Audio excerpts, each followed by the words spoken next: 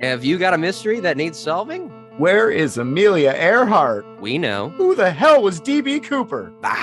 Easy. Bermuda Triangle? Probably solve that one next. Here at Private Dick's, we guarantee a mystery solved every episode. That's with a capital G. Every second Friday, the Private Dicks take a client, record their session, and solve the world's greatest mysteries. One by one. Private Dicks solve them, no problem. God, I love just crushing mysteries. Search up Private Dicks on your favorite podcatcher and you can solve a mystery too. The mystery of what's your favorite podcast?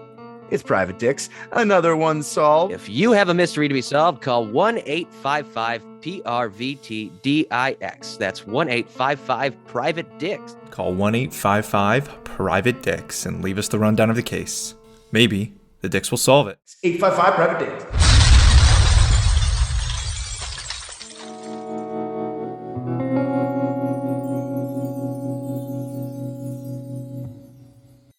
Hi, I'm Ron Moorhead, and you're listening to the Paranormal Zone.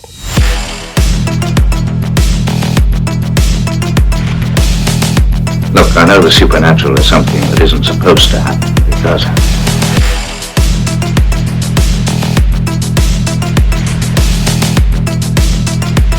A ghostly apparition in the dark of night.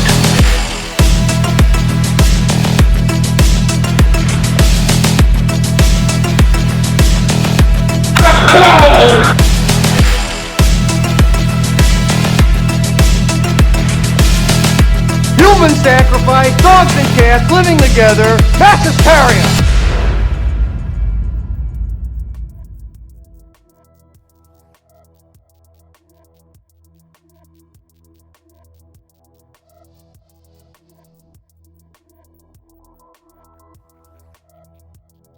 Hey there, ponderers of the paranormal. You are in the Paranomaly Zone, your weekly dose of all things paranormal, strange, and mysterious. My name is Patrick Koffenberg, and I am joined, as always, by my co-host with the ghosts, the paranormal poster boy himself, Mr. Michael Carbino. Mike, it is good to see you, even though I've been staring at your face for over an hour now. Over an hour. So, but at least an hour and 20 minutes, maybe. I don't know. Is that a good thing or a bad thing? I feel bad for you. No. Don't be so hard on yourself, paranormal poster boy. Come on now. Yeah. It's a Friday night. They don't call me a poster boy for nothing. That's true. It's a Friday night. It's time to party. It's time to party with all things paranormal, right? So, good Lord. Yeah. Well, if I wasn't doing this, I'd be in bed. Oh, Jesus. Well, I'm sorry. Man. I figured all that Diet Coke you're drinking that you wouldn't be able to sleep with that caffeine. No, that has no effect on me. Wow. Not at all. I think if I drank as much caffeine Diet Coke as you did, I'd literally be shaking right now. But yeah, my insides are already kind of ready for the coroner. No, good God. Is there anything else you want to get off your chest tonight? Partially embalmed. Oh, goodness gracious, Mike. You're making me sad. Don't do that. Diet Coke is not the best thing for you. Oh, well, whatever. I'm drinking a Coors Light because that's just what I do on podcast nights. So there you go. We have started drinking Fresca as well, kind of switching off. I wish I had that sound bite. Thank you for bringing that up. How about a Fresca? But no. Yeah.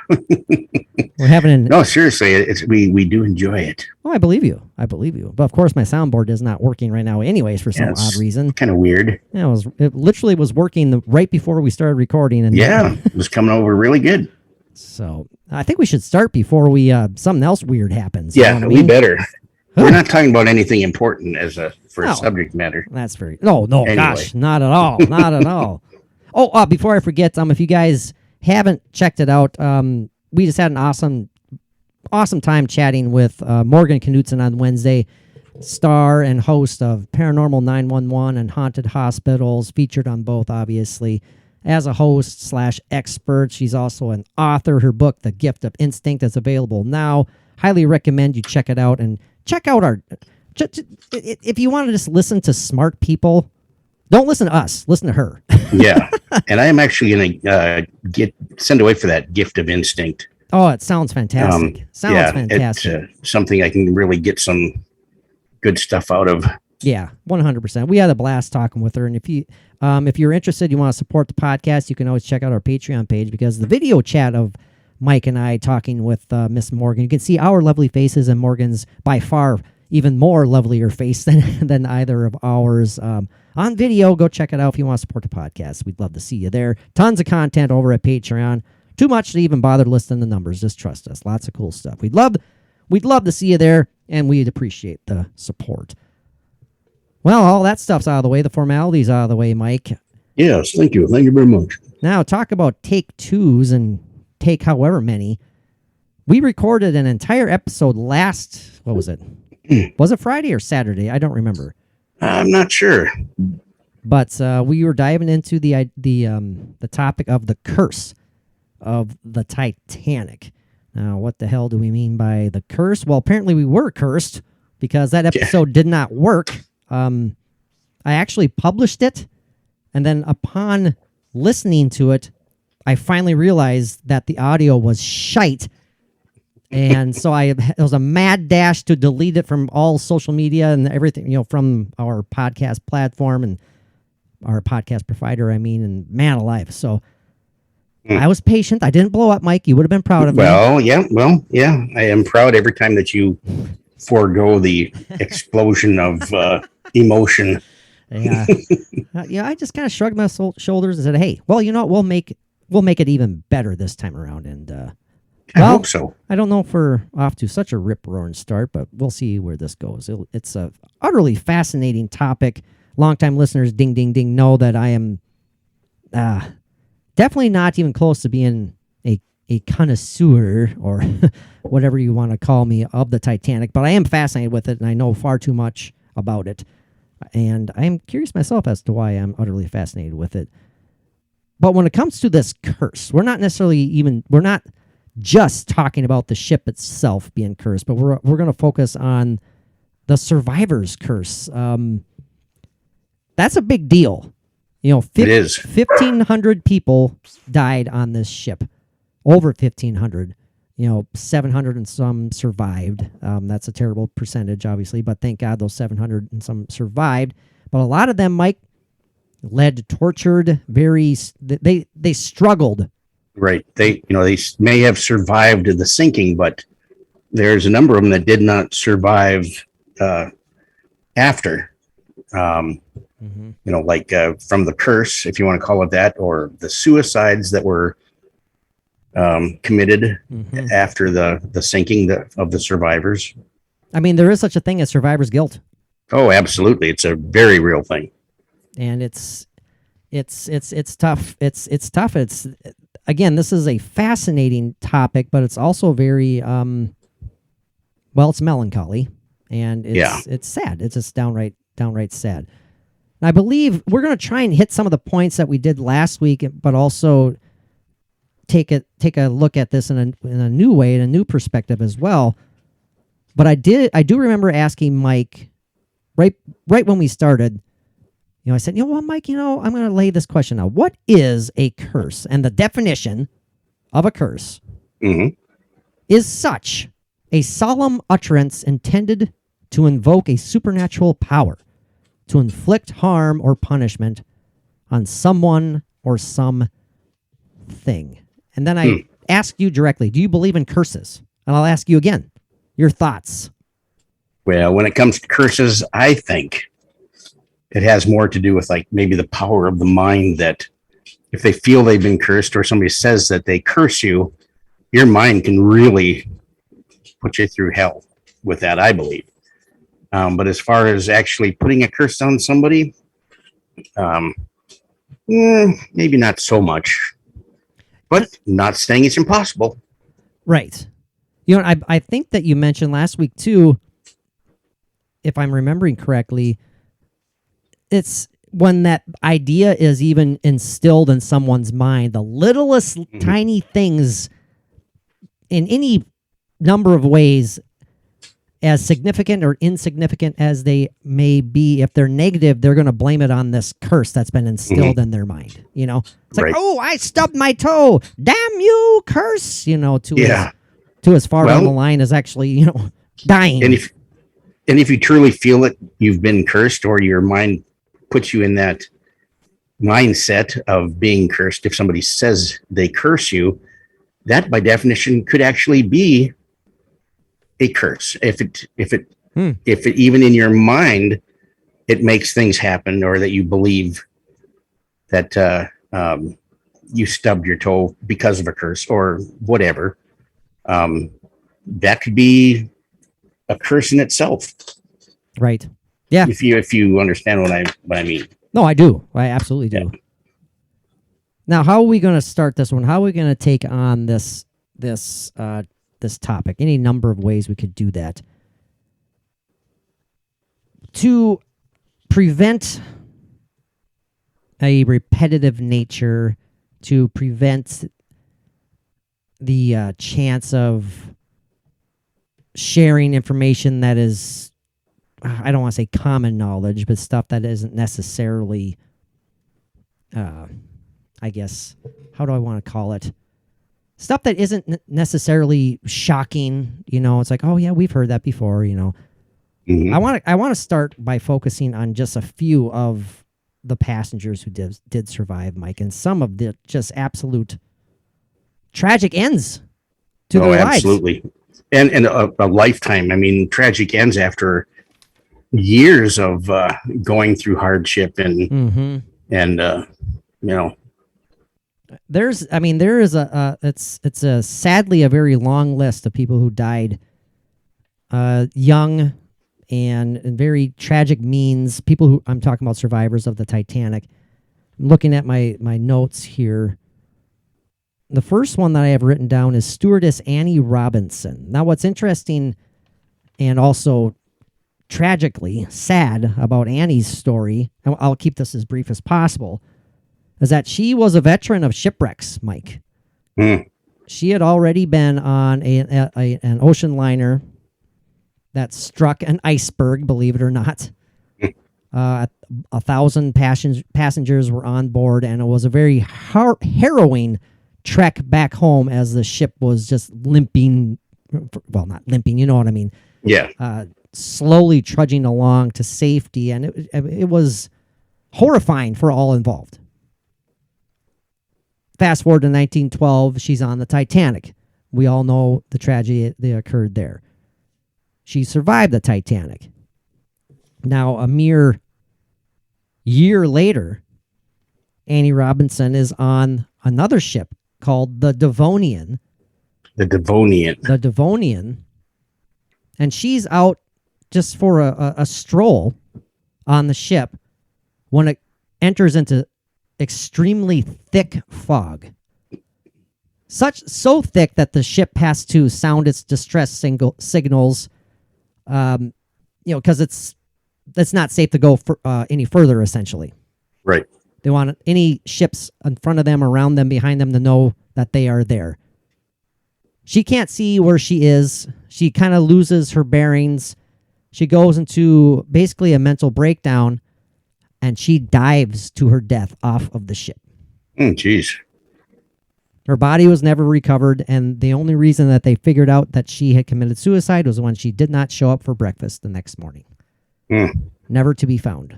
The last time she was found, or last time she was seen, was on the deck, essentially in terror. So was that considered a suicide, or she just disorientated? Disoriented? Not disorientated, that's for sure. It's disoriented. Disoriented, yeah, exactly. Yeah. Discombobulated. And fell off. But it makes sense that it would be a choice on her part. It makes very sad sense because she had been through such trauma and just these very similar distress signals. And also, like you said, I'm sure the sense of, being disoriented and can't see in the thick fog. I mean, she panicked. She had an anxiety attack, and she just wanted to end it before it got any worse. Have you ever walked in a thick fog like that? Gosh, I don't know, man. I really don't know. I have, where it's been so thick and you do get disoriented, discombobulated. Say it. And sound isn't the same. You don't hear things the way you should be hearing them. I mean, it has a lot of effect on physical things like that. I thought it was interesting and kind of cool, but oh gosh, but I wasn't so disoriented. You're saying that on purpose now. No, I'm not. It's very interesting though. But if you're especially out in the middle of an ocean, and if she might have she's probably having some flashbacks to her other ship issues, and absolutely kind of just put her over the edge, literally, and figuratively. Oh God, yeah. If let's say it wasn't a suicide, that almost makes it even more sad. If it was a tragic accident, Sure. So I mean, either way, it's just beyond. I mean, I can't even imagine. Yeah. No. And that's just one of many examples. Right. One of many examples. Several people died.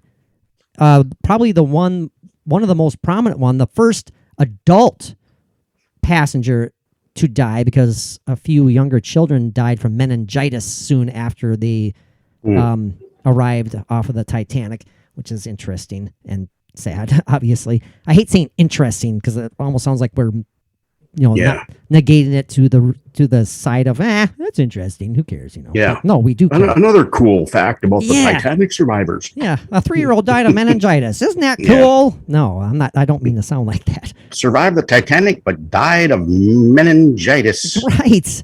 Isn't that cool? I mean, no. Now, Colonel Archibald Gracie, one of the most well-known passengers on the Titanic, he survived. He actually went on to write a book of his experience on the Titanic. I have that. I'm not going to look up and try and find it right now. Very, very fascinating short book. Written from kind of a skewed point of view. But well written nonetheless. Well, he was a very healthy man up until 8 months after he got off the Titanic, when, according to his family, his body just started to break down, and his family blames it on the physical and mental torment that he went through on the Titanic during the night of its sinking. Yeah. I mean, I buy that. How about you, Mike? Oh, absolutely. Absolutely. I mean, a state of such mental disorder it's very, very liable to slowly cause your body to break down. Right. Well, even just simple, well, maybe not simple stress, but if, in your everyday life, if you're going through stress, and I've seen this happen, where people can get like a bad rash, even it just starts it's like almost like their skin breaking down. I mean, and if you go through enough, especially with a tragedy like that, why can't it affect you physically, internally, or whatever? Certainly mentally, and Oh, absolutely.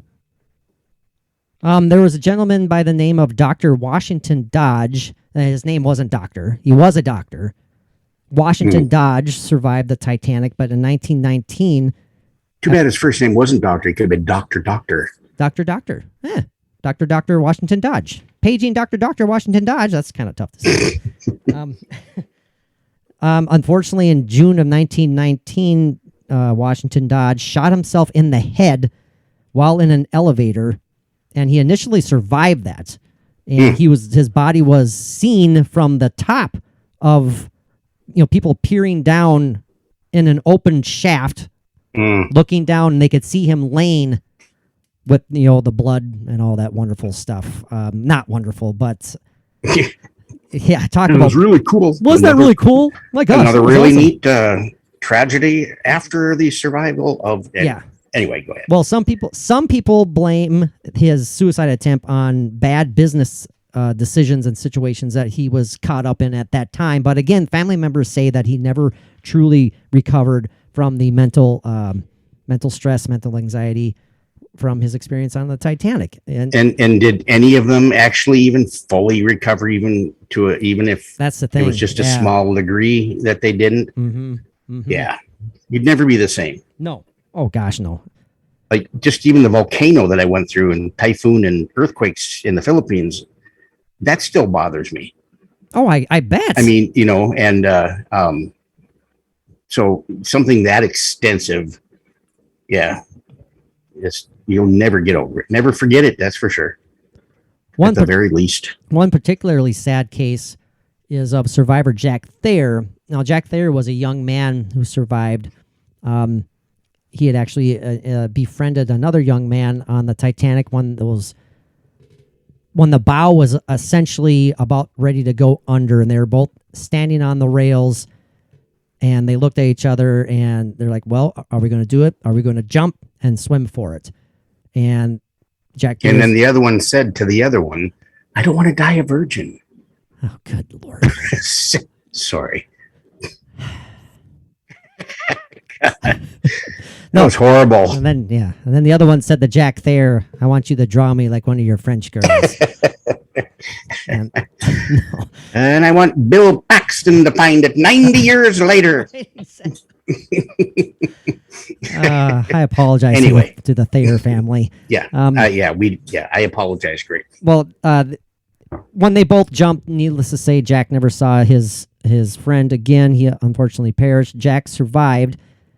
And some years later, during World War II, Jack's son died.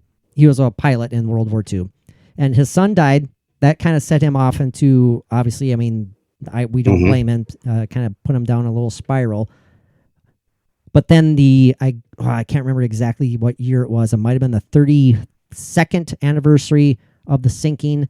It was on the exact same date of the Titanic sinking that his mother died. Coincidence. And that brought everything back. That brought everything back. And that really set Jack off. And, oh, God. I didn't say that one. Yeah. Anyhow, we apologize to Jack and the Thayer family. Unfortunately, he slit his throat. He drove to a park, sat in his car, slit his throat and his wrist. And good Lord, that's you hear that once in a while where somebody had slit their own throat. I can't imagine fathom how that's even possible that somebody could. Yeah, that's horrifying. And it's like. He had to have slit his wrist first and then his throat, or I guess I don't know. It's like, how do you even function after doing that to perform both of those acts? I really don't know. Yeah, briefly, another prominent name, Mr. Frederick Fleet, the man in the crow's nest who spotted the iceberg. He eventually ended up hanging himself on his clothesline.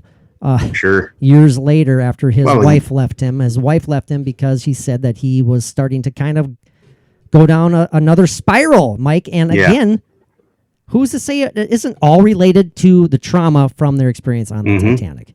So a lot of, some listeners might be saying, well, just put the odds together. Any number of people are going to commit suicide. That's just how it happens. And they happen to be on the Titanic at one point. So I get that, but I don't know. I think there's a lot of weight added to their experiences. Absolutely. So. PTSD is what it is, and look at the soldiers that have that now and what issues they go through, and the suicides and the mental health issues, and PTSD. That's what does that. Well, of course it does. Yeah. You have that, and you have there's a lot of ways that people deal with it or don't deal with it. Yeah, that's the thing. Don't deal with it. Yep. Right. Well, Mike, it's that time. We need to take it to our first time traveling excursion. Ooh, yeah, I see the time thing there. I know. Well, without any further ado, I don't have any time traveling excursion sound bites because the soundboard isn't working. So this is going to seem absolutely seamless. Hold on, boys and girls. We shall be right back. And we are back from our first successful time traveling excursion of this episode. So we shall see how many more are to come. Mike, continuing along the lines of some of the just tragic stories of the survivors here.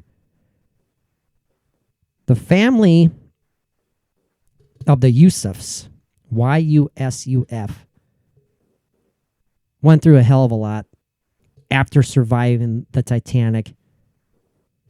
Mary Joseph Youssef. It's spelled Joseph, but it's pronounced Youssef. Mm-hmm.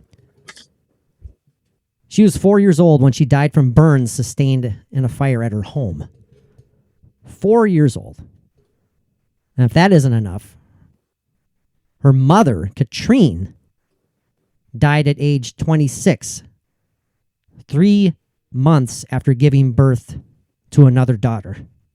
Oh, geez. So her daughter died from burns suffered at their home, and then the mother died after giving birth to another daughter. Mm. No, I hate hearing stuff like that, but it happened, man. And it's so many of these stories are just beyond comprehensible sometimes. Yeah, I totally agree. And now there isn't any survivors left. No, I believe the last one was Milvina Dean, who passed away. She was near 100 or in the late 90s, and she was just a baby when she was on the Would have had to have Titanic. been, yeah. I mean, like, we're talking like not even a year old, you know. Yeah, no memories of Right. Amazing. And again, we're not trying to lessen the importance of any of these people's lives by kind of reading them off in the list here, but we're more honoring them than anything. I would hope so. We're not forgetting them.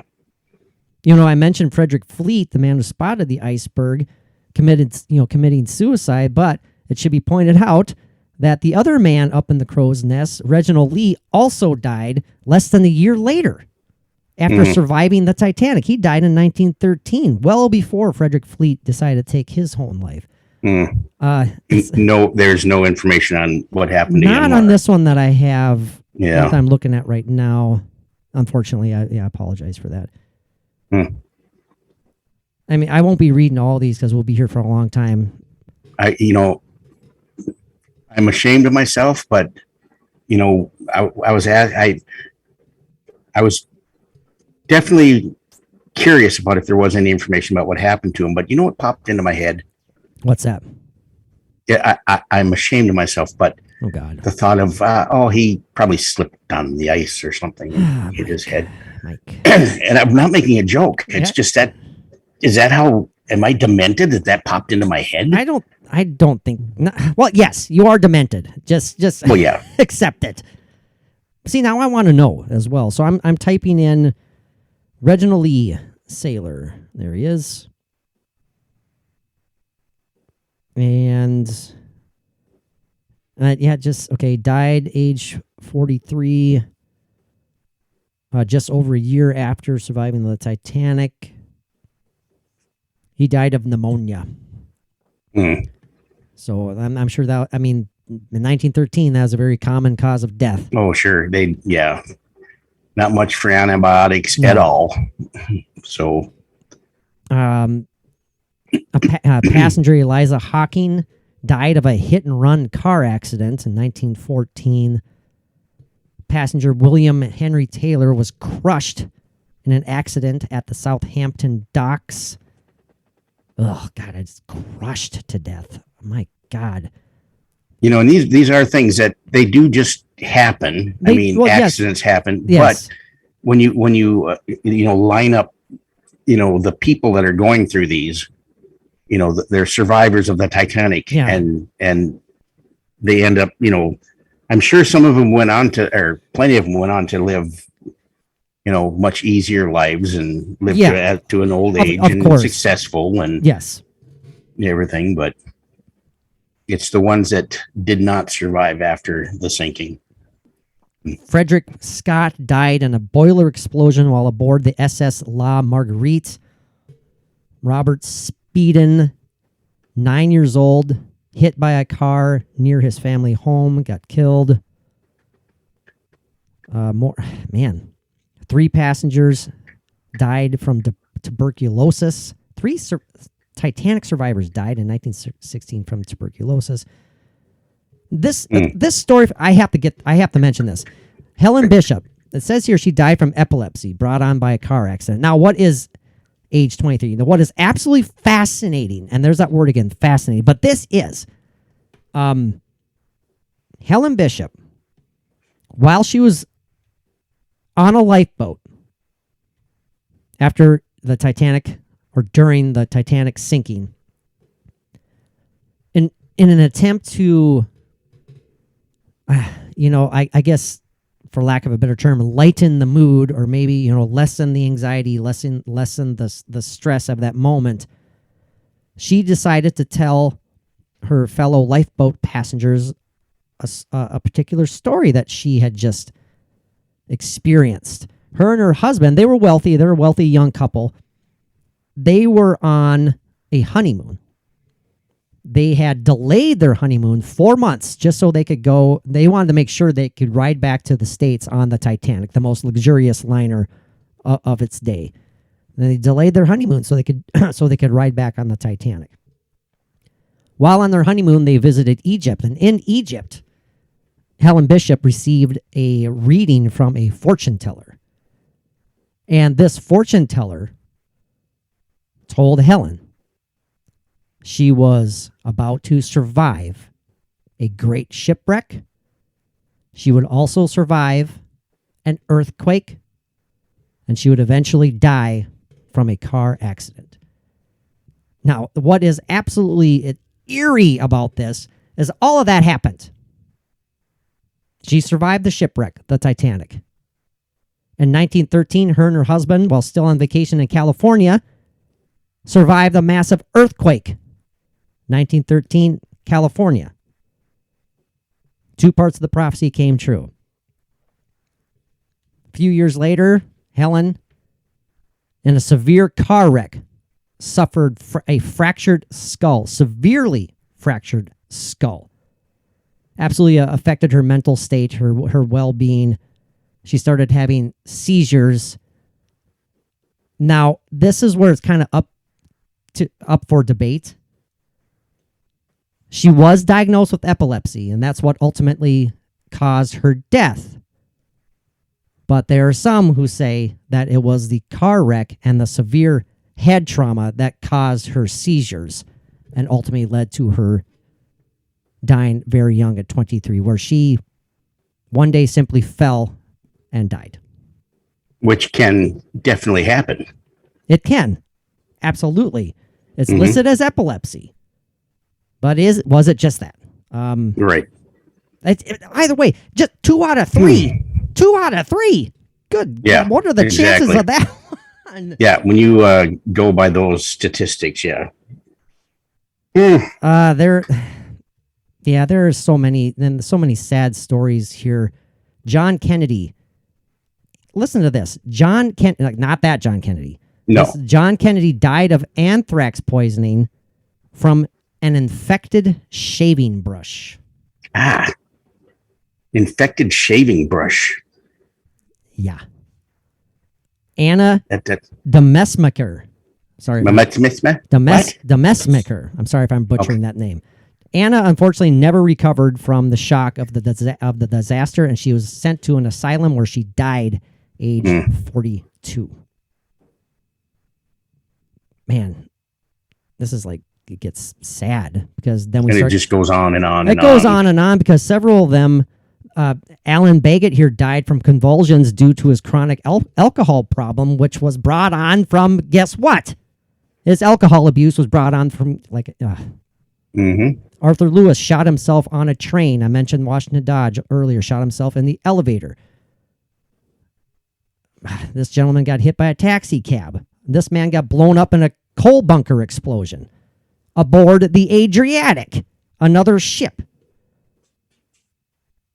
I'm going to spare everyone these because I feel like I'm just rattling them off like they're just numbers, and they're not just numbers. Right. Oh, totally. I want to try and make a point here that these people, even though they did survive, Mike, long of it is, or short of it is, were cursed. In my mind, they were cursed from that survivor's guilt. I personally think I would feel that survivor's guilt. Do you think you would, Mike, or is that too tough of a question? It would be just extremely difficult to deal with every day. Yeah. And they probably did every day. It would never leave their mind. No. Yeah, why would it? I mean, so, we can move on to some of the crazy, bizarre coincidences and talk about eerie. There's that word again, eerie premonitions that went into this tragedy. It's too much sometimes to just simply toss it aside as coincidence. I mean, do you believe in coincidences, Mike? Not really. Yeah. Is that any chance? Or is it just you think everything is part of an overall scheme, or some things just have to be coincidences? Oh yeah, some small minor things. Just minor though. Yeah. Okay. Yeah. That's all, Mike. I see how you think there. I see. There's also something that would be really interesting to get into is the conspiracy theories behind why this may have been a curse. That's a lot of interesting. Oh yeah, that's digging down a well. That's just, it's too much. Yeah. Too much for me personally. I know the big one is the idea that it was not the Titanic that sank, but actually the Olympic, because it was switched out in this big insurance scam. Yeah. Yeah. That just didn't happen. It didn't. It's unbelievably intriguing. Again, there's some interesting parts to that story that make you go, well, yeah, I can see where that story might have started building up a little, gaining a little momentum, but.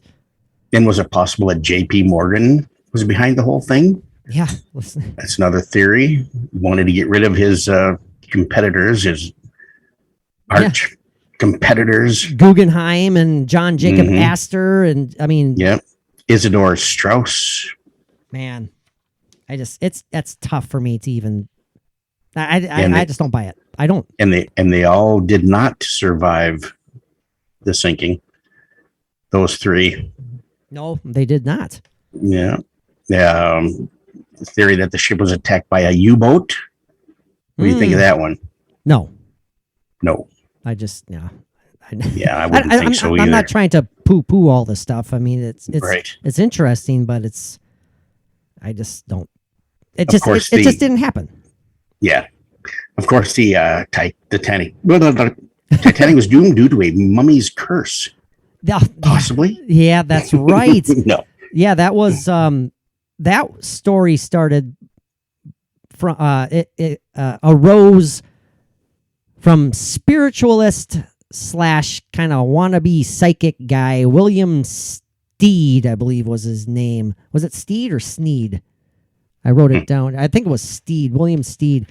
But he was he wrote some articles that gained and a book that gained a lot of momentum in the 1890s. And we're not talking about the other book, that we'll get to that one shortly. Right. This guy wrote some very interesting, almost prophetic articles regarding ocean liner tragedies and wrecks. And one of them one of them centered on the majority, if not all, of the passengers dying because of, shocking, a lack of lifeboats. The other article, all the passengers died because, shocking, the ship crashed into an iceberg. You combine the two, it's like, wow, that's okay. I mean, coincidence? Yes, that one's a coincidence. What the hell are you shaking like that for me? Why are you shaking like that for me, Mike? Come on, shake that thing. I'm just twitching my foot. Oh, why are you twitching your foot? I don't know. It's like, I don't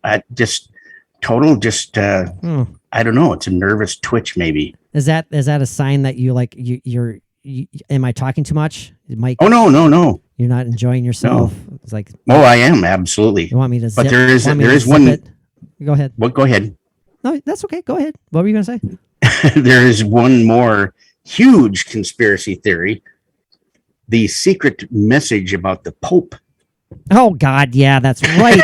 The numbers on the hull of the Titanic. Oh man, I have to look that one up again. It's like 390. I don't remember the exact order. Yeah, I don't either. The whole the whole number. 390904. Yes. So 390904. The whole number assigned by her builders and the superstitious dock workers, some of the Harland and Wolff yard workers, when they said they saw that number mirrored, they saw it in a reflection. What did it say, Mike? It said no Pope. No Pope.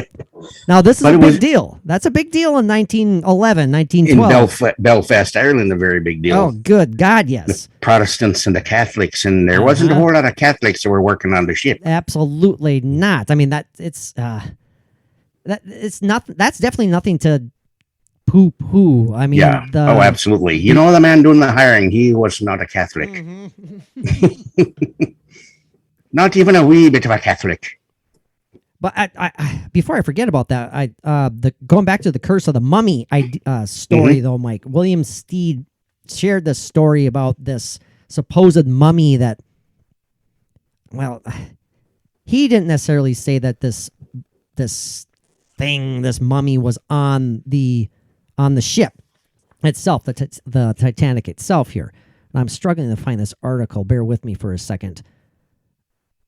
William T. Yep, 94, 95. I want to make sure I get all this stuff right.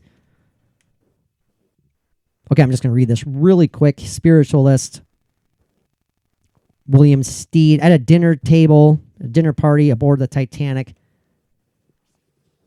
William decided to share this story, regale the table companions of his stories of travel and spiritualism. One of the party, Mr. Fred Seward, recalled Steed relating the story of an Egyptian mummy carrying a curse that brought sickness, death, and destruction to its owners. Now, this mummy in question actually was an inner coffin cover for a priestess of Amun-Ra, and it was currently on exhibit at the British Museum in London. Now, it says here that the look of terror and anguish in the painted eyes of the cover's main figure caused many who saw it to believe the occupant had suffered a tormented life, and there were some who wished to try to exorcise the evil spirit captured in the mummy's soul. Now, the tale, that Steed's tale of the mummy's curse, it left such a great impression that that became, just as him telling the story became the focal point. It wasn't even necessarily the idea that there was a supposed mummy that was cursed, but just the idea that he brought up this story of a cursed mummy on a Titanic that eventually sank, and that when that story leaked out, people said, oh my God, he awoke this curse by talking about this curse, and therefore cursed the Titanic. I mean, that's how the writers worked, Mike. You know, they rolled with that story, and that story gained so much momentum that eventually got just, it's like the telephone game. By the time one message from one end gets to the other one, it's totally garbled and changed, and that's basically what happened here. All of a sudden, people are saying, what? There was a mummy on the Titanic? No, that's not what was said. But that sure created a they mess. snowballed it, and they just went as far as they could. There's an interesting coincidence about that book Futility, Mike, released in 1898, the book Titan. Yeah. About the ship Titan. Pretty fascinating. I mean, it's referred to as both, but we'll go with it being called Futility, and it's about the ship called the Titan. Massive, almost 900-foot ship sailing the North Atlantic, crashes into an iceberg. Everyone dies, basically. I mean, the similarities are just, wow, they make you really scratch your head. Yeah. And this was 14 years The dimensions before. And everything. And exactly. The situations, just everything fit and matched. And it's like, wow, that's really interesting. I can't make myself say that was some sort of prophecy or some sort of prediction, but yeah, was it a prophecy or prediction, or was it something that you could even go so far as say it's somebody that read that book, and when the Titanic came out and somebody had planned that this is going to be just like the book. Yeah. I don't know. Yeah, well, It's still a long shot. that's a long shot, but man. And they did everything they could to make it happen. Now, did you know, Mike, I learned about this tonight. I had never heard about this, so I don't know how much weight I put behind it. It is alleged that there was a movie reel / motion picture being played on the Titanic, scheduled 2 times. It went through the first screening, and it was so popular, they screened it again. The second screening started at 11, didn't finish because the ship struck the iceberg 40 minutes later. Debbie Does Dallas. You got it. It was so popular. This kind of blew me away. I need to do a deep dive into this to see if this is correct. Supposedly, the Poseidon Adventure was playing. The first original 1911 Poseidon Adventure was being shown on the Titanic. I don't know if that's true or not. Yeah, you need to check into that. And at the same time, and if it was shown, find out more about the movie itself and see if Gene Hackman and Roddy McDowell and Shelley Winters were in it. They weren't in that one. They weren't probably in not that one. No. Very, very infantile Gene Hackman. Not even alive. My God. Yeah. No. Yeah, playing a child that wants to be a priest when he gets older. Something. I don't know what the hell. They want to do something. Shelley Winters that swam and had a heart attack after going under the water. Anything else you want to share about Poseidon Adventure? No. Okay. Great movie, though. Now, some of these natural occurrences here, we're kind of going all over the place, but I want to make sure we get a lot in because there is, in our final segment, there's a lot of really, really eerie premonition type stuff that we need to share. And this is such a broad subject here. So some natural phenomena were occurring the night that the Titanic sank, Mike. These are things that I haven't heard before. Well, there should not have been icebergs in that shipping lane at that time of the year in the North Atlantic. I mean, these are well experienced, well traveled. They know the proper shipping lanes. They know what's clear. They know what's not. And these icebergs, ice fields, pack ice should not have been there. But this particular 2 to 3 night span, the moon was actually the closest to the Earth that it had ever been in 1,400 years. And the Earth was also closer to the sun. Combine this with a spring tide, all of this weird gravitational pull and all the crazy elemental factors cause these icebergs to dislodge, and they cause them to be in places they should not have been. Now, Captain Smith was going kind of fast. We might get into that later. But they fully were not expecting the amount of ice to be in their way. Did they ignore a lot of ice warnings? Yeah, they did too. Did they not receive a lot of ice warnings? Yeah, that's true as well. It was Mike, talk about a butterfly effect. I mean, one thing absolutely set this down a path spiraling towards disaster that was inevitable. And it's, I don't know, too many coincidences for me to... Yeah, too many things that they would have to have had known about that so they could avoid each one. Yeah. You know, like whether it was a different timeline that they went on or different, whatever. Adjust their course a little bit, just by a little bit. Mm-hmm. And I'm not going to bore everyone with the details on this one, but there was a gentleman who was going to be on my Titanic podcast I briefly had like 6-7 years ago. His name is Tim Moulton. He's an author and he's a Titanic expert, and he knows he studied the weather patterns of those nights. He studied the stars alignments, that he just knew what the exact weather phenomenons on those evenings. He knew what they were and what added to this tragedy. Long story short, the night was perfectly calm. We all know that. There was no moon. It was, I guess, not impossible, but very difficult to spot icebergs due to that flat calm. There's no water breaking at the base of the icebergs. And also, Tim Moulton, the point I'm trying to get to here, and I'm failing miserably. I apologize for that. The atmosphere created an effect where the horizon was basically impossible to spot. Absolutely impossible to spot. And they were riding in pure blackness. And they wouldn't, even if the iceberg was right on top of them, which it obviously was, they had no chance of spotting it.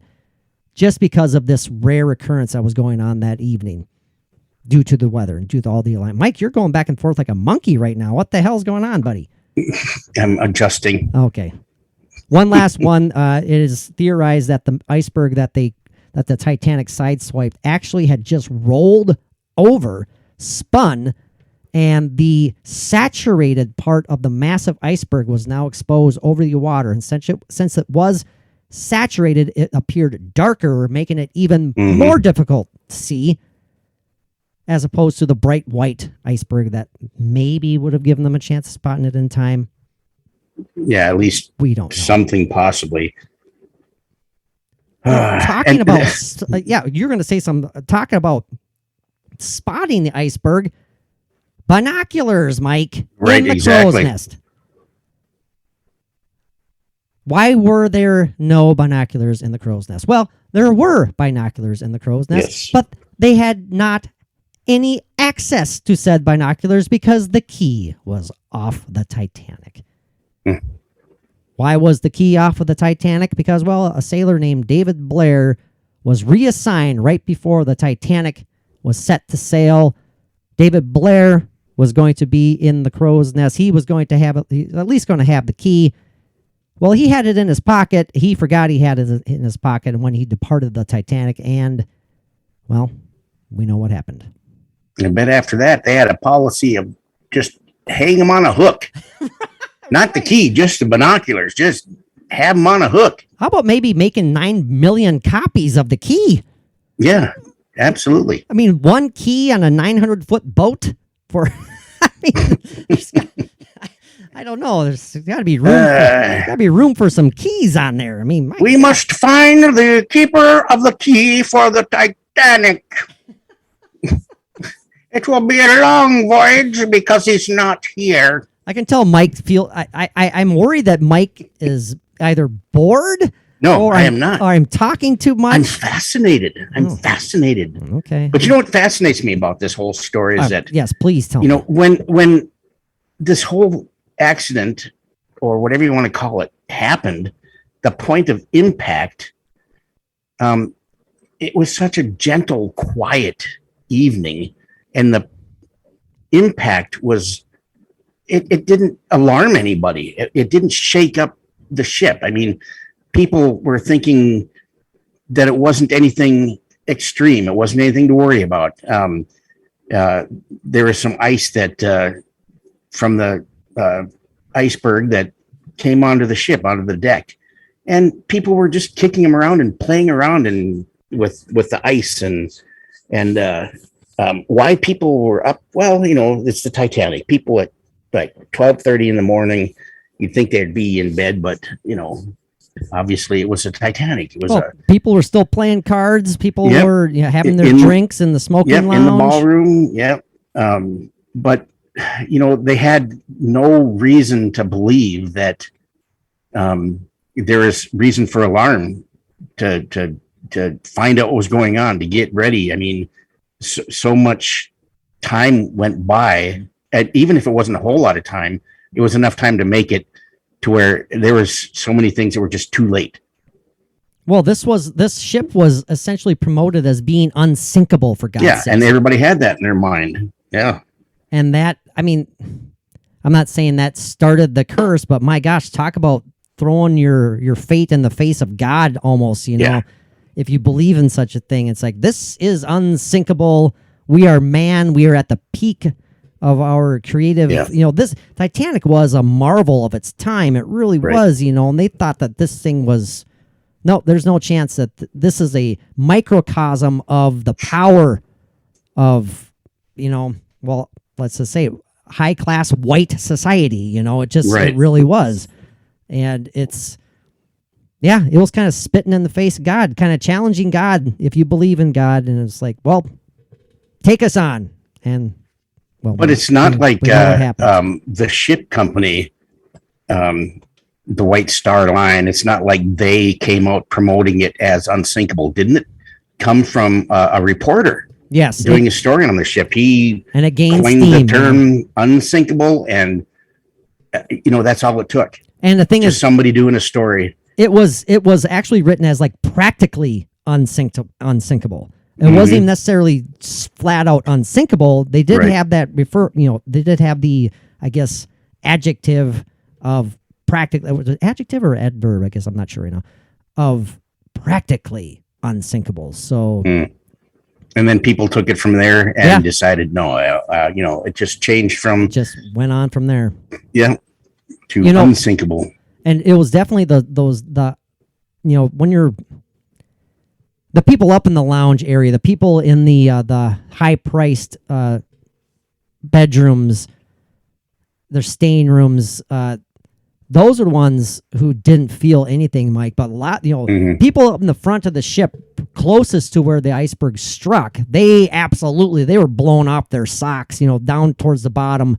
The workers down there, the coal. Oh, sure. Yeah, the coal workers and the boiler room and everything. Yeah, it was definitely an immediate notice, but this ship was so massive. People 4 or 5 decks up had no clue.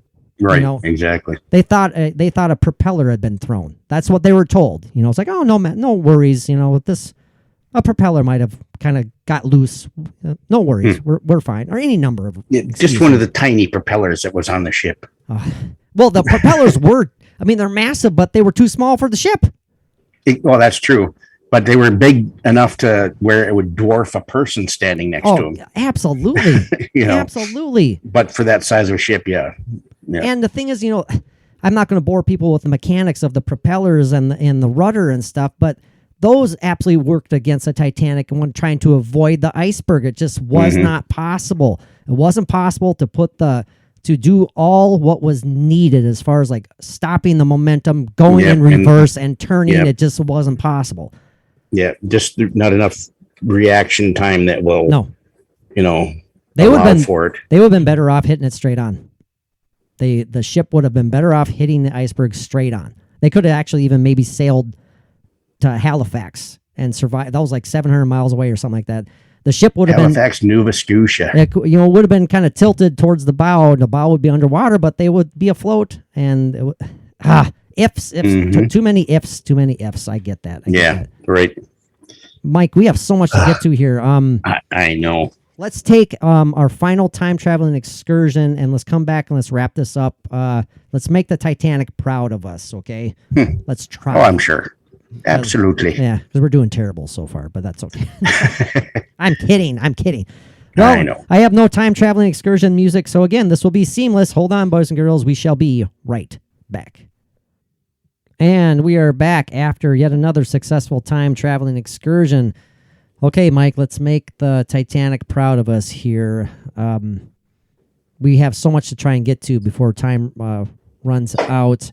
We have in all sincerity, we have a major storm headed both your way and eventually my way. Yep, both of us. Yeah, we're going to get blasted here. And so north of us ways, there even had, there's one tornado that touched down and yuck. Tornadic. I don't know what we're going to get here, but it's not supposed to be pretty. Not cool. No. Well, where do we want to start here, Mike? There's so many things I want to get out there, but it might not be well known. Maybe it is, but that there was a flippin' fire in the that's right. The bunker of was that? Am I thinking of the bunker? Yeah, I'm correct. In the coal bunker, and that burned for like days, right when the Titanic set off. I mean, it was burning before the Titanic took off, and during the first day or two while it was out on the ocean. And that sounds bizarre and crazy, but that was kind of a common occurrence on these these larger ocean liners back in the day, they just figured that we'll let them burn out, and this, we're safe, especially on a ship the size of the Titanic. But unfortunately, a lot of people think that fire burned way too long, way too hot, and it absolutely weakened the hull. Yep, it would have to. I mean, you would imagine. I mean, with that heat, it could have weakened and warped metal and rivets, and absolutely just very much damaged the integrity of the ship. Yeah, weakened it 100%. That's another crazy aspect of the story, Mike. If I encourage people to look into it if they're interested, is the whole idea of the rivets. There's a lot of people who believe that many, if not most, of the rivets were faulty. That they were not strong enough. That hull was torn. That piece of the hull was torn away far too easily. I don't know if I buy into that theory, but again, if you're interested, I highly encourage you looking into the idea of faulty rivets on the Titanic, because that's definitely a possibility that added to. I mean, it's something that would make sense when you think about this tragedy. Yeah, and there's nothing worse, especially for frogs, if you have a faulty rivet. It's painful. So is that why you sit there and have that grimacy look on your face? Because you realize how bad of a joke you are about ready to spew? Yeah, I'm like already scolding myself in my mind. I could see your face. You made me. I was like, "What the hell? Am I frozen up? What's going on here?" You made that face like. All right, get ready for this one. Yeah, nope. It's just another one of Mike's awesome jokes. Yeah, I'm apologizing in my mind before I actually apologize to all the listeners. We appreciate that. We appreciate that. I'm sorry, I have a weak rivet. Oh my God. Anyway. So many seemingly innocuous, harmless decisions were made during the evacuation of the passengers, by the officers. One in particular, Officer Lightoller, Charles Lightoller, told fellow crew members to go below deck and open up the gangway doors. Yeah. And the theory being that, or the idea behind that being, it would make it easier for passengers to exit the ship and climb onto the lifeboats as they were being lowered past the gangway doors. It also gave them much less time to do any of that. Yeah, absolutely. And the thing is that these crew members who were sent down to open the gangway doors, they did such. They are never seen again. The doors were opened. I'm sure. The doors were opened, and Mike, all it did was exacerbate the sinking. All it did was increase the flooding. Yeah. Another aspect that is this, I mean, it's a normal decision. People who don't know what's going on, they see kind of some hectic action going on outside. Well, hey, I'm interested. Why is the ship stopped? They're sleeping comfortably in their rooms. So guess what they do? They want to peek out the window, peek out their porthole. So they open up their porthole windows. Those never get shut because out of curiosity, they leave their doors, they leave their rooms. Porthole windows left open, again, increases the flooding and increases the sinking of the ship. I just heard and felt a bit of a rumble of thunder. Did you now? Are you sure it wasn't a fart? You're okay? Too bad you don't have your soundboard going. Oh, God, I know. I don't know why the hell that's not working right now. Do you, Igor? No, yeah, it's still not playing. I was going to say no. Anyway. Well, while we still have connection, Mike, let's get to this fascinating list that I found. There's that word again. I need to find a better word besides fascinating. I use that way too much. But this is 10 creepy premonitions about the sinking of the Titanic. I'll try and get through these as fast as I can without lessening their importance. And feel free to jump in anytime, Mike. Yeah, we already talked about Morgan Robinson's book Futility and the eerie similarities about the ship, the Titan, and its tragic sinking. Another woman who received a fortune teller warning was Edith Corse Evans. She said, and she told, this is according to Colonel Archibald Gracie, who we talked about earlier, who also died, unfortunately, 8 months after this. In his book, he said that Edith told him that the fortune teller had once warned her to, quote, beware of the water, and she was convinced that there was truth behind this prophecy. Now, I mean, that's kind of vague. Not vague. It's all encompassing. It's like a Nostradamus prediction where it could, anything could be interpreted out of that. But coincidence, maybe, or maybe not.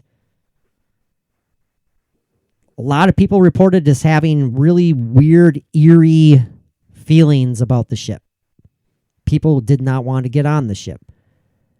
One of them was Officer Wilde, one of the officers who died on the ship. He was actually going to be the head officer, not head. What's the term?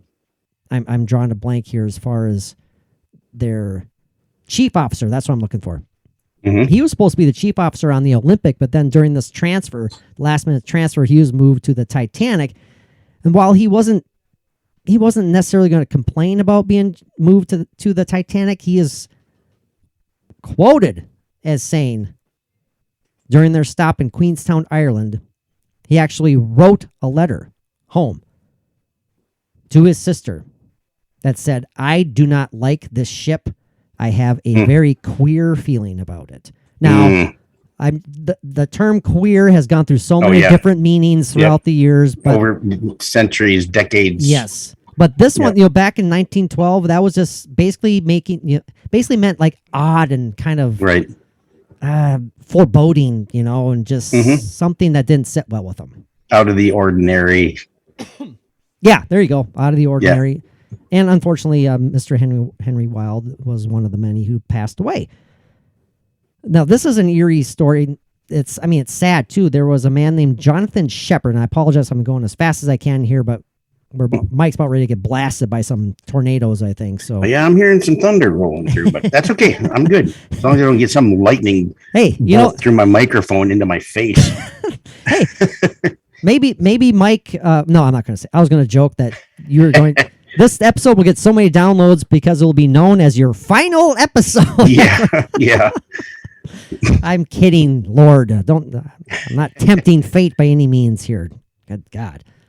Now, Jonathan Shepard served as a junior second assistant engineer aboard the Titanic, and he had unshakable fears about joining the liner on her maiden voyage. I am reading this, so I can go through this as fast as I can. He had many reasons to worry. As he had been involved in a naval collision a year earlier. I can understand that, aboard the Olympic. Jonathan's father was interviewed by the Northern Daily Telegraph weeks after the Titanic sinking and stated his son was, quote unquote, down in the dumps prior to the voyage. When he asked his son, "What are you afraid of? Are you afraid of death?" Jonathan replied, "No, I'm not afraid of death, but I do not want to go." His father also stated, "My lad did not want to go on Titanic. He would rather have stopped on the Olympic." Now, on the fateful evening of the sinking, Jonathan helped the ship's engineers to rig pumps inside boiler room number 5. However, a slip on the raised access plate led him to break his leg, while Frederick Barrett, the lead fireman, and Herbert Harvey, an engineer, helped Jonathan to the pump room. The bulkhead unfortunately breached, and Jonathan died by drowning in the rising water trapped behind the bulkhead. Again, he just had a foreboding feeling, and it's got to mean something. There's too many people that have these feelings that, and why would they when, unsinkable. Most people thought of it's unsinkable, right? And several passengers, Mike. We not just crew members, several passengers. And their accounts are still, are known because, through letters. One man here actually survived because he decided to make a last second jump off the ship. Mr. Alex McKenzie, I'm looking at him right here. Very distinguished looking gentleman. This is very interesting. He says, while he was walking along the gangway to board the Titanic, he claimed that he heard a voice in his head warn him not to travel on this vessel. The voice was so loud he turned around, but saw no one present. Shaking off the warning as nothing, he continued walking, only to hear it for a second and third time, each one sounding stronger and louder than the last. And he finally decided to abandon this voyage and return to his hometown of Glasgow, Scotland. Now, what's interesting is because he was afraid to return home because of the backlash he was worried he would receive from his family because he wasted so much money on an expensive Titanic ticket. That would have only have lasted until the news came. Yeah. And they were very happy when they heard of that news that their son, their family member, decided to change his mind. Mike, do you buy into that? Do you buy into him receiving? Oh, absolutely. So what would that be? Well, let's talk about that for a second here. I mean, that's not any sort of ghost. It's not any sort of... Well, I mean, what was that? If could that be, really happened, what was it? It could have been a past family member or friend that came back to warn him, or it could have been, if you want to call it, a guardian angel or your higher self that is, coming out with actually, saying to turn around, to don't take this ship. It could be anything. It's definitely, it was definitely real. And each time that he decided to keep going, whatever it was going to make sure that this person heard it again and louder. Do not get on the ship. Yeah. I mean, what would you do if that happened to you? I wouldn't get on the ship. I would not get on the ship. And then I would go get my head checked to make sure that I was okay. Yeah. And I'm not saying that flippantly. I would seriously be like, man, did that really just happen, or am I losing my mind? And am I lucky that I'm losing my mind? And instead of getting on the Titanic, going home and getting on the internet every day and making sure if you hear news or see news on the internet about the sinking of the Titanic. Yeah, I don't know. I don't know if people had the internet back in 1912. Another bad joke. That was terrible. Yeah. No, Al Gore hadn't created the internet in 1912 yet, Mike. So that's a bad joke right there too. People, it's a joke that Al Gore claims that he created the internet. Yeah, exactly. But he didn't. No, he did not. He might have had an idea after several other people told him about the idea. Yeah. No. Ronald Reagan, he invented the internet. Now, one particular passenger, Edith Rosenbaum. Now, I always remember her because she's one of the rare survivors who you can still find these fascinating interviews on YouTube, Mike. Back on like the 1950, 1960 interviews on like the anniversary of the ship sinking, and they talk to these survivors, and they're elderly at that point. And I always remember her as being the one who carried her little porcelain pig with her because she was in a lifeboat, and well, I might be wrong on this, but I know she had to go back to her room to get her lucky porcelain pig. She would refuse to get on a lifeboat unless she had this pig, and she went back and got it. And during the interview, like in the 50s or 60s, I can't remember what it was, she still had that pig. Yeah.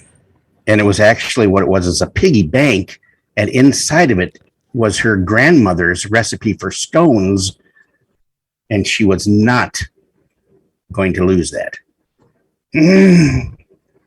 Scones. I like a good scone with a wee cup of tea. Anyway. Are you done? I'm done. God, let me be done. But she also she's one of several passengers, maybe perhaps the most well-known passenger, who had a great foreboding and told people and let people know that she did not feel good about getting on this ship. And these are quotes from her. She said that while she did think the ship was the most quote unquote wonderful boat you could think of, she also wrote in a letter to her secretary from Queenstown, which read, "I'm going to take my very much needed rest on this trip, but I cannot get over my feeling of depression and premonition of trouble. How I wish it were over." Now, is that something that is sincerely foreseeing the tragedy, or is she simply not comfortable getting on such a gigantic liner and not feeling at home at ease? And there were so many people that had that sense of foreboding that it's like your guardian angels or spirits or whatever. They were many working overtime. Yeah. Finally, my last example here, 23-year-old John Coffey. John Coffey joined RMS Titanic at Southampton. John Coffey? John Coffey, yes. He like the drink, just not spelt the same. Not spelt the same. Spelt the same as Chip Coffey, but not Chip, but it's John. That was mine. That was a reference from the Green Mile. Oh, I get it now. I'm sorry. Yeah. That's right. I haven't seen that Cry movie. every time I see that movie. Do you? Oh, yeah. There's some rough scenes in that movie that just make you just yeah. Tom Hanks's bladder infection was horrifying. Good God. 23-year-old John Coffey signed on to Titanic in Southampton. He signed on to the vessel to serve as stoker or a boiler room fireman, which offered a very healthy not healthy, but a decent salary at the time. £5 a month. Ooh, yeah, that's real decent. Now, despite being scheduled to complete a return crossing to the Atlantic, he chose to depart the liner during her stop at Queenstown, which was his hometown. He stated many weeks later that he chose to leave the ill-fated ship as he experienced, go figure, a strange foreboding about the voyage. So, I mean, again, that's just another example where someone who there's just too much of that to change their life by literally saving their life by going with their gut. Mm-hmm. So Ava Hart, Ava Hart was a young woman at the time, and she said that her dad thought that they were, quote unquote, flying in the face of God. Let me read this here. Despite being so young, Ava's memories of the tragedy never faded. It was her belief that a premonition by her mother, not her father, Esther, saved her life, as she believed deeming a ship unsinkable was flying in the face of God. Yes, that's right. Mm-hmm. So they just had that bad feeling. It's like, we're really tempting fate here. We are tempting fate. Yeah. And there was the unsinkable Molly Brown. She was from the Titanic and absolutely new money, enjoying her time and lavishly spending money. And finally, I can't forget, Mike. We have to briefly, because we're running out of time here, and I don't want you to die in the thunderstorm. It sounds like there's some elephants running by the house here once in a while. Man, we have to talk about the Californian, the ship that was more than likely within 10 miles of the flipping Titanic after it had sent off its many distress rockets.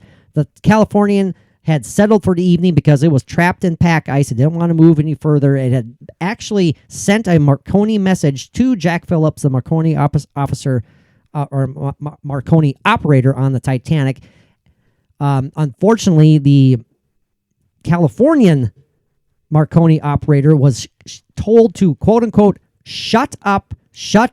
I'm working Cape Race. You are jamming me. That's what Jack Phillips from the Titanic told. I'm drawing a blank. Cottam was the Carpathia. Cyril Evans was the California operator. But he's like, well, fine. I'm not going to tell you about the pack ice that we're trapped in right now, so see you later. And he shut up the Marconi. And they didn't receive any messages until the next morning about, did you hear that the Titanic sank? People on board the Californian, officers, saw this massive, weird light, this liner that appeared to be sinking on the horizon, shooting off distress signals. Captain Stanley Lord from the Californian basically decided to do absolutely nothing about it. I highly encourage everyone to do a deep dive into the Californian relationship with the Titanic. It will drive you nuts if you let it. Frustrating. It could have saved hundreds of lives. It could have saved all of them? No. But it would have saved hundreds if they would have responded. They saw it. It was within 10 flipping miles, and the Californian just sat there. If that isn't cursed, I don't know what is. Yeah, absolutely. Yeah, Mike looks like he's getting scared here, because is your house about ready to fall apart? Or? Well, these 140-year-old windows, they aren't rattling yet, but boy, when the thunder really starts going, Oh, lightning. I see lightning. Well, Mike, I'll let you go then, buddy. We got up to about an hour and 20 minutes. I think that's great. Yeah. No last call tonight. We're going to change the name for the last call. We're not going to do another one until we think of a good name. And we're running late. Yeah, anyway, we're working on it. But we have a great idea for the next episode. That's for sure. So I can't wait. Absolutely. Very good idea. Mike, do you have any final parting words on your thoughts of the Curse of the Titanic? Well, curse or not, pure tragedy. And there's a lot of, I believe, paranormal incidents with this, as far as like the feelings and the messages that were being given to many of these passengers, and the feelings and the sensitive, whatever. I mean, yeah, just, it was all real. There's very tragic. There's too much to ignore. Yeah, absolutely. There's a higher power involved. I really do think that. I mean, it is, as odd as that may sound, there's, I don't want to say it was meant. There goes my windows. I don't want to say it was meant to happen, because that just doesn't sound right. But you hear that coming across the mic? That thunder? I just see you looking all giddy and excited or something. Well, so. I did change that background noise before we started recording, so it's probably not picking it up. But yeah, it's. I heard the windows rattle. Well, perfect. Well, I'll let you go, buddy. Thank you very much. I had a great time. I hope you did too. Absolutely. Hope listeners found this entertaining, fairly informative. I can't speak, obviously, but we might have to do this justice by giving it a part 2. But I say that far too often. We never get around to it. Yeah. We have them in mind at times. So we do. Well, thank you everybody for tuning in. We appreciate and love all you guys. Mike, until next time, what do our paranormal pals need to do? Well, I have said before, and I'll say it again. Peace out, everybody.